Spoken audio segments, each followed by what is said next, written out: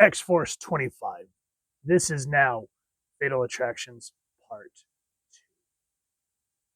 And this book was a lot of fun, a lot of action. It's not as heavy-handed as X Factor 92 was, which is still probably one of the best ones in my personal opinion. But I love how this says, "Home is the warrior. Behold now the Exodus." And again, I'm very, very thankful that they kept the wraparound covers like this so we could see how gorgeous the artwork was and the quality of the X-Men comics that we used to get monthly from each. Now let's go ahead and dive into this because I love that in '92 is the first appearance of Exodus, and I believe this is his second appearance, and this is where his name is revealed. And to just show how much of a threat he is while we have Sam down, we have Farrell, and then Richter's down, and everyone else is just ready after him. Now we kind of open up sort of ominous. We just see these seething eyes somewhere in heaven. A shepherd sits alone, wondering which of his many sheep will make for the easiest scene. And he chides himself for having the thought, where he fully realizes that if he is to rule in paradise, he must shelter the flock, protect, not lead it slaughter. Shall the children be first? Yes, since my own children seem unattainable. Let us then invite his. Great use of the lettering here. The children of the atom are willing to accept the truth that the dream is dead, the dreamer a fool. Then perhaps their kin will awaken. Finally, Charles Xavier's foolish quest for a holy grail will be over. I love how when they let the letter add their own little panache to the book, it just helps. So it shows the New Mutants, now X-Force. Fatal Attraction, celebration of marking 30 years of excellence featuring X-Force.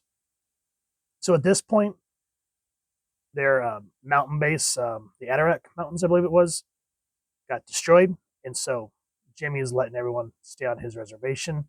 It says Camp Verde had been a small, isolated reservation here in the Arizona wastes until its people were killed in an unsolved, unprecipitated slaughter. Now, help me out canonically here, guys. I believe we go into the 2000s with Christopher Yost and Craig Kyle's X-Force. It shows Jimmy fighting the Demon Bear.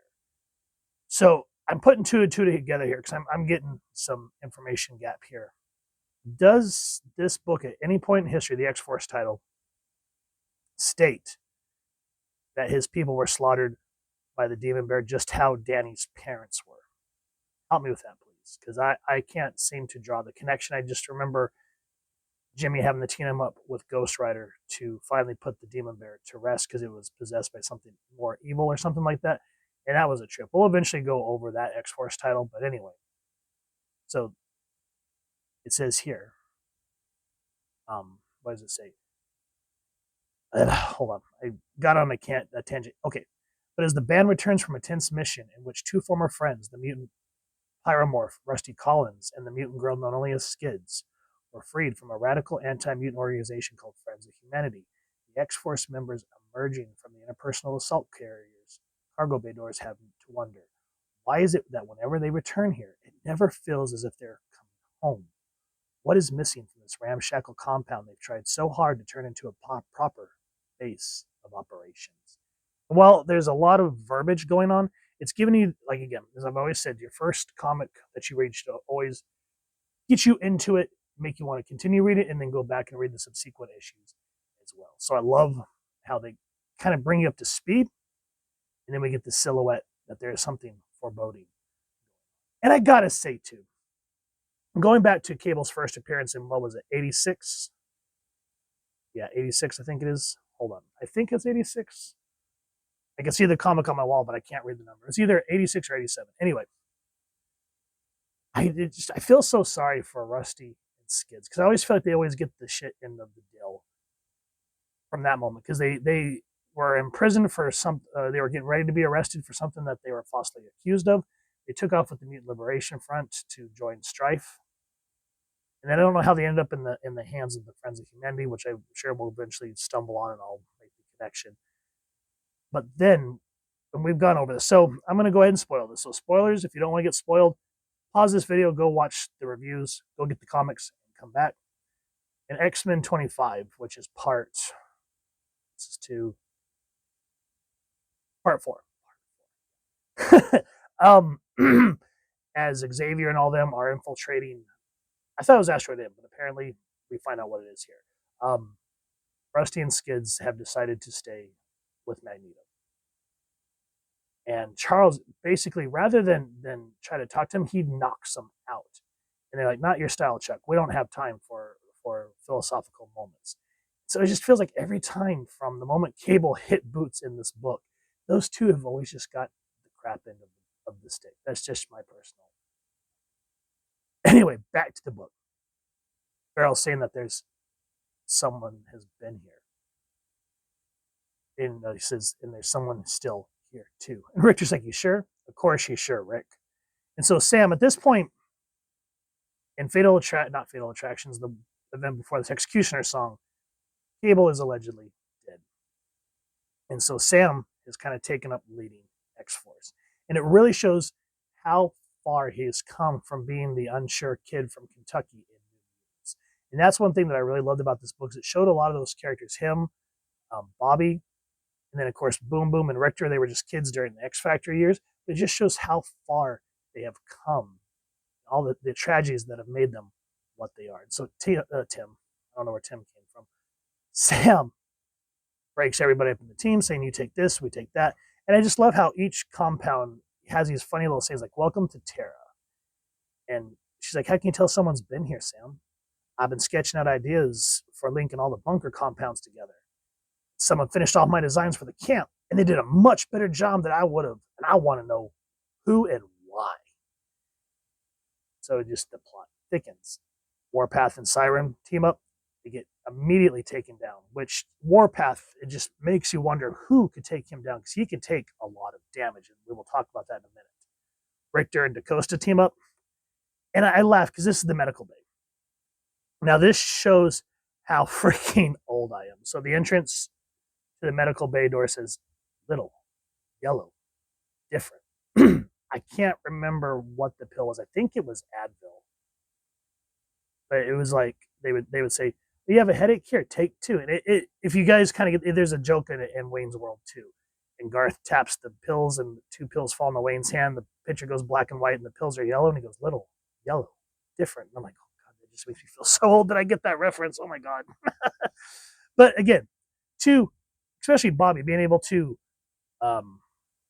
because his power, Sunspot, being able to take the power of the sun is taken down. And then, of course, Farrell and Shatterstar, warriors, taken out. Don't worry, they're just burst magnesiums meant to temporarily blind you. After all, since you were my recruits, you don't really think I'd be idiotic enough to engage the 2 of you in combat, do you? And so you're just like, wow. And of course, it's Cable returning. Boom Boom hugs him. Cable, it can't be, you're alive. Obviously, Tabitha, I can't believe. How'd you survive? And then we see a fist come at Cable's face. Okay? How's this for strategy? The beautiful blonde distracts you, while the kinetic-filled punch knocks you back where you belong, into tomorrow. And it's just a great little way. And then Cable says, that's real impressive, Sam. You've got the angry man pose down pat. Pose. I like the beautiful blonde part myself. And then, of course, Farrell, like you would know nothing about blonde unless it came from a bottle. It's just, I love how those two, so, what is it? What's the word? Not bitchy.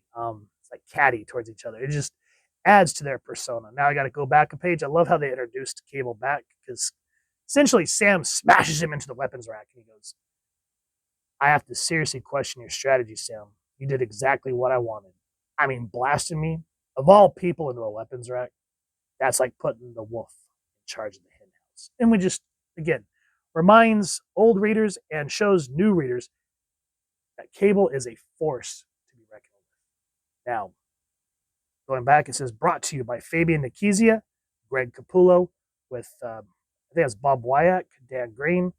I'm not sure who Ryan is, and then I'm not sure who Conrad is. Al Mingram doing the inks, Chris Yiannopoulos doing the lettering, George Russos doing the colors, Bob Harris was the platoon leader, and Tom DeFalco was back as front. And again, just love how we're just kind of added to the group and like the inside joke. But yeah, so many big names on this book for this time period. And so Cable's essentially saying that, I am different. Each battle should change a man. She says, you smell different. And then Richter and DaCosta want to come after him and say, speak for yourself. Richter and DaCosta, I never expected to see the two of you with X-Force again. To tell the truth, I'm glad you both came back. You're glad? I don't have a fight with either of you, and neither of you has one with me. What about my father, Cable? I saw you kill him when I was a boy. Wasn't me, kid. Strife murdered your father, Rick. My twin with his helmet off, so it looked like me. As for your father, Roberto, he was killed by the external Gideon. What? And it shakes him because he left X-Force to continue his father's work with Gideon. So that kind of shakes him a little bit. When did you find all this out?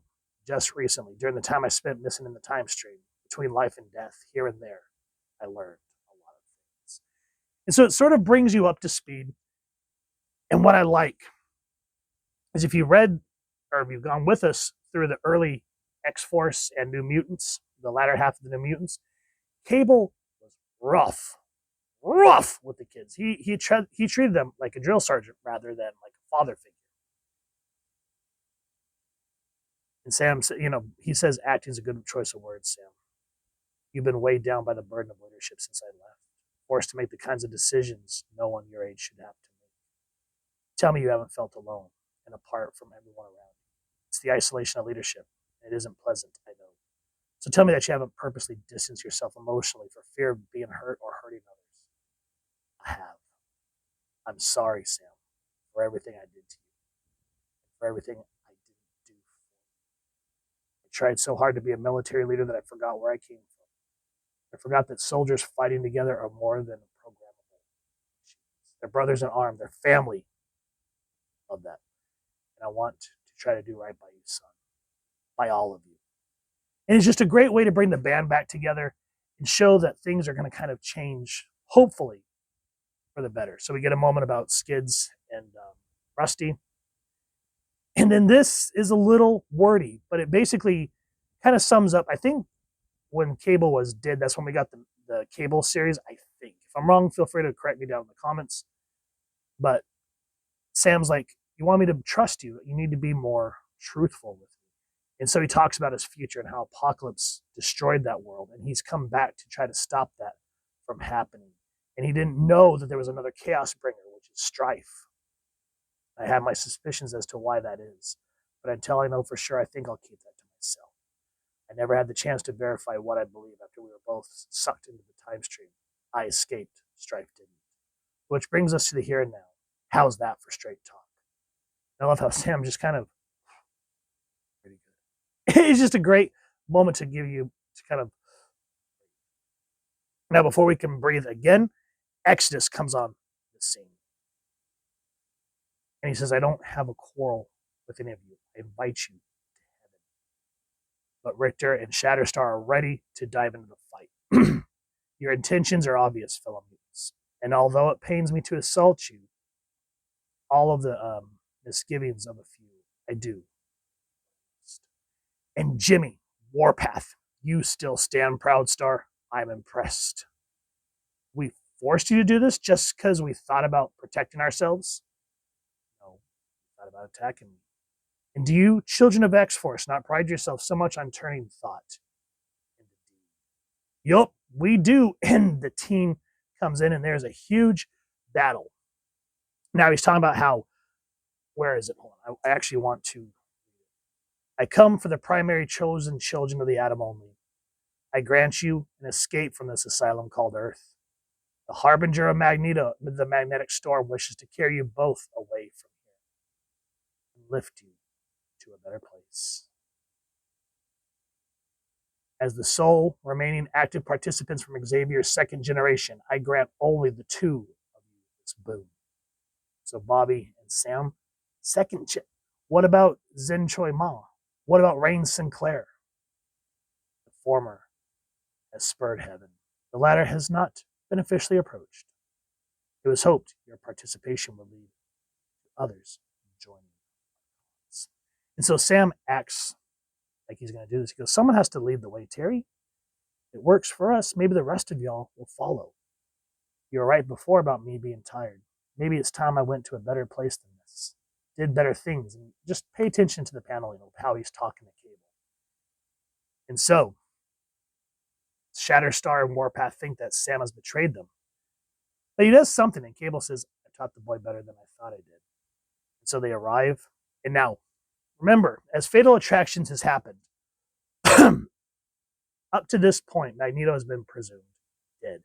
But his presence has weighed heavy on every book, all the prologues, up until we actually got into the Fatal Attractions book. Everyone's still trying to do the protocols. Asteroid M has crashed into Earth.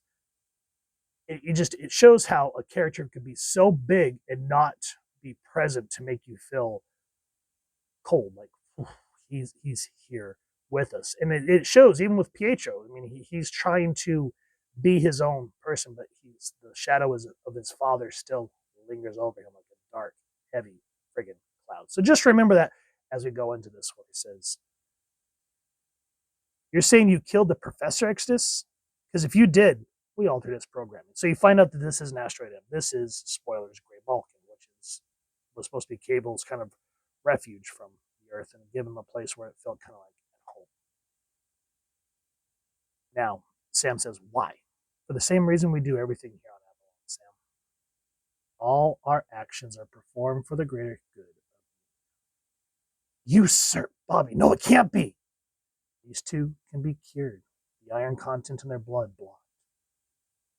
By rerouting the circulatory flow from the biological affected portions of their brain, in essence, destroying the brain tissue which was surgically and telepathically altered by the madman's strife, thereby freeing them to think for themselves once again. And so they finally wake up and think, what's happened to us? Boom, boom. Guys, where are we? Allow me to officially welcome you to Avalon, son and daughter of the Atom. So even though the reveal hasn't happened, we see what's happening here. But Cable is able to find out what's happened. Battle ensues, and finally, I wish, even though we got that moment with the robe, hold on. I wish that Magneto returning would have been a splash page. That would have been great, because he goes, surely you do not expect me to allow you to destroy my home. As easy as you did my hope of bringing all the children under my fold. For a given time, Cable, they would have seen the light. And if you've been a long-time reader up to this point, it is so, what's the word I'm looking for? Impactful, because Magneto was their teacher at one time. Claremont even said that before Marvel forced him to kind of change the narrative, he essentially wanted Scott and Madeline Pryor to go off and be married. Boom, gone. By issue 300, he wanted to kill off Charles Xavier, with Magneto taking up the mantle of teaching. Hence why they kind of slipped him in after issue 200 as being the headmaster of the Mutants. And I haven't watched the show yet, but I'm kind of glad that they sort of touched on that in X-Men 97. But it kind of kills me that they brought Magneto back to being a villain, because there for a while, you could really see the changes that he was going through. But with that said, I love that they at least didn't just straight up turn him into a villain. They at least showed that he wanted to live peacefully. Avalon, be left alone. But because of the fear of what he posed, sort of forced him back into. So Sam says Sam and the others would never have chosen to stay with you. Can you believe you offer a better path? You don't get it, do you? They haven't chosen to follow my path anymore. I've chosen to follow theirs. And that's a road which you and I are barreling down from opposite directions, which means you're gearing up for a head-on collision. Now, without giving too much away, and this is one thing, Fatal Attractions, Wolverine get his adamantium ripped out. I feel like that overshadows what happens to Cable. Is he just basically takes him apart. Why does your own lack of faith cause you to make the same mistakes over and over again? Odd that I should be asking you that. Look at the vicious cycle I have placed myself in. But you chose the name Cable for all it implies, a link between then and now, between the desire for a better world and the need to fight for it. And now, look at you, lost adrift. And finally, literally and figuratively, a man. So all that buildup with Magneto kind of hanging in the atmosphere to finally bring him back and show how much of a threat it is. And it just shows what's going to be happening in the book. Now, one thing though, and this is kind of where I'm sort of on the fence, because you can kind of see where Magneto wanted to be left alone, why he recruited the Acolytes in X-Men 1. But that he sanctions what they do to humans. It just, again, I think that's the kind of the whole shtick of Magneto, is that he is the juxtaposition to what he fights against, trying to save mutants so that there's not another Holocaust, and yet still doing Holocaust. It baffles me, but that's what's made him such an interesting character through years, and why he still keeps coming. But to see the threat that he's imposing during Fatal Attractions, oh my goodness, and how he's just now coming into the fray after all these books we've gone over. Whew, it is some heavy reading, my friends. This was a time to be an X-Men fan, I gotta say. I mean, all the books just hit on all cylinders, almost every single issue, and you just couldn't wait to pick up the next one. So if you've enjoyed what you've seen, please first and foremost support your local comic shop or wherever it is that you get your action figures and comics. Grab this series, either in the single trade, the floppies, or the collected trade, however you want to read comic books. If you've enjoyed this review, really would appreciate you taking a moment to like, share, and subscribe. Helps the channel more than you could possibly know. And if you don't mind hitting that fancy little X-Force bell next, subscribe. That way, as I continue to upload content, you guys get notified. Come to the channel. I love talking with you on hearing your thoughts and feedback down in the comments or the socials, which I'll make sure to leave links down in the description. So with all that said, hope you all continue to have an absolutely amazing day reading, and happy hunting, everyone.